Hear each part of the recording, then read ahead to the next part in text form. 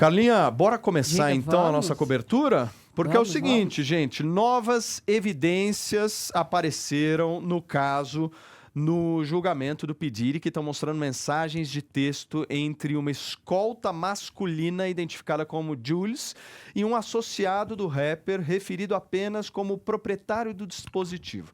Nessas conversas, para vocês entenderem, fica claro que o Jules foi convidado a participar de um freak-off e recebeu orientações sobre voos, quarto de hotel e horários. Numa ocasião, o Jules pede um texto para criar um álibi e enganar a namorada. Além dessas mensagens, a promotoria apresentou fotos de armas de alto calibre, drogas e Olha centenas de foto. garrafas de óleo de bebê e outros itens encontrados na mansão do cantor.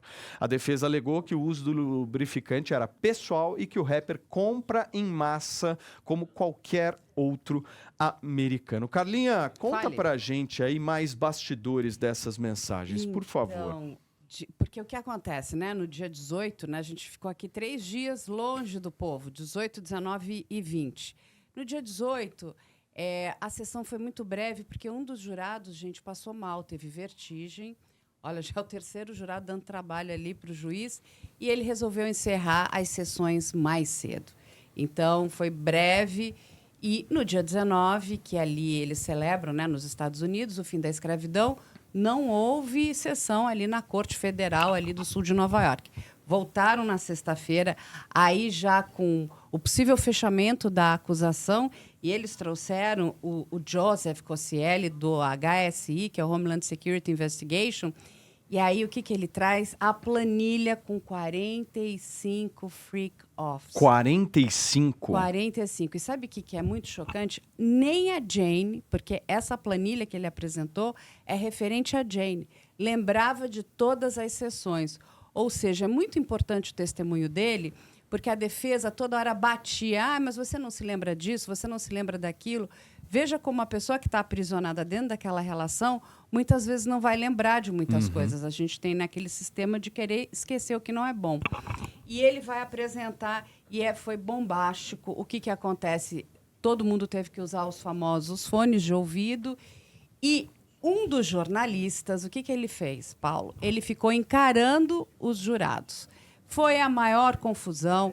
O juiz chamou, né, o seu assistente para dar lá, de novo, um pito. Não pode ficar olhando para o jurado, porque os jurados começaram a fazer caras e expressões de susto ali, né? Mas não pode olhar pro jurado também, gente? Pelo Não, amor de não Deus. pode olhar nada. O jurado Não pode, praticamente... Reis. Mas não tem um mais- tapume, né? Eles não, estão não lá. pode. Mas não você pode. não pode ficar assim, sabe? Você não pode ficar assim. Mas você tá não na Não, porque plateia, senão você você tá... pode olhar pra Não, quem você porque senão quiser. você tá tentando um contato visual, não entendeu? pode. Mas Pode. tem plateia, vai fechar o olho, então. Ó. Né? Você tem que ficar olhando É. pra Então frente. Então não deixa ninguém ver, então. Então, mas Claro. não pode. Imagina, o Felipe ia dar trabalho. Eu ia, é claro, eu ia ficar olhando pro jurado. Ele ia ser expulso, Você tá lá pra Felipe. assistir o julgamento, você vai olhar pra quem? Não, você tem que ficar olhando para o juiz, para outras pessoas, mas os jurados não podem se sentir intimidados. E eles estavam ali, né, demonstrando expressões ali um tanto quanto chocantes. Claro. Então, assim, foi um momento bastante difícil para eles. Eles vão trazer a figura, né, de um suposto traficante. E esse traficante vai ser muito contestado que é o One Stop, né, que é pela defesa, dizendo, olha, vocês não trouxeram a real identidade, quem é de fato essa pessoa, vão tentar, aí a defesa vai tentar anular essas provas mais uma vez, mas quem entra depois? Brandon Paul, assistente pessoal do Diddy. E esse homem é muito importante, gente. Por que, Carlinha? Porque era ele. Olha só o fechamento, como é inteligente da acusação. Era ele que fazia todo o abastecimento, ele vai confirmar isso, ele que levava todas as drogas, óleo de bebê, preparava, enfim. Ele chegou a ser preso, porque ele vai esquecer ele esquece uma bolsa dentro do quarto de hotel e ele vai carregar, numa dessas viagens, uma outra bolsa assim, contendo muitas drogas. Ele é parado, ele responde, ele é preso, ele fica preso, né? Ele vai passar lá pelo sistema também de reabilitação. E o que ele vai falar? Ele vai, inclusive, contar que ele usou drogas junto com o Diddy.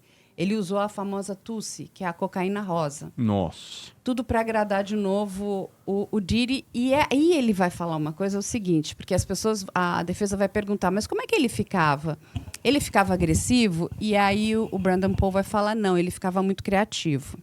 Ele diz que nunca viu o que acontecia dentro dos quartos com essas mulheres, ele nunca presenciou os atos sexuais, ou seja, ele não pode depor sobre isso.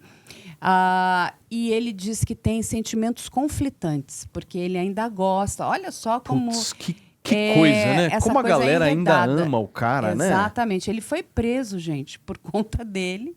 Ele respondeu um processo pesado. Ele diz que ainda tem sentimentos conflitantes e aí a defesa começa a usar isso novamente, dizendo que que o Diddy não era uma pessoa ruim, que o Diddy era uma pessoa que, enfim, era criativa, que às vezes ele passava um pouquinho do ponto por conta do uso daquelas drogas muito pesadas.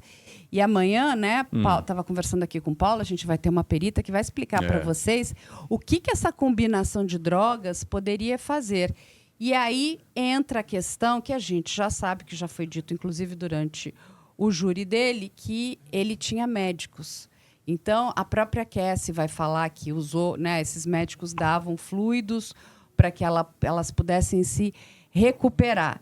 E aí vão chegar também, de novo, algumas mensagens entre a Cassie e o Diddy que serão apresentadas ali agora por esses peritos.